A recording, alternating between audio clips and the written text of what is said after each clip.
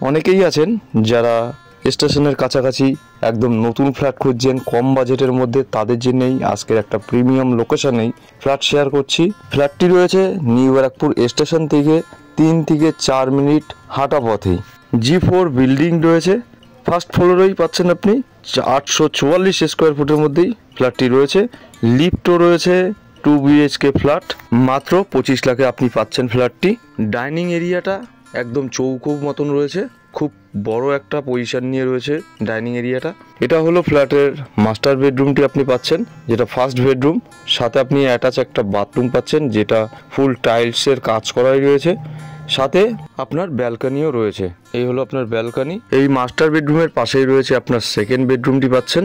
চলুন সেকেন্ড বেডরুমটা আপনাদের ঘুরিয়ে দেখাই।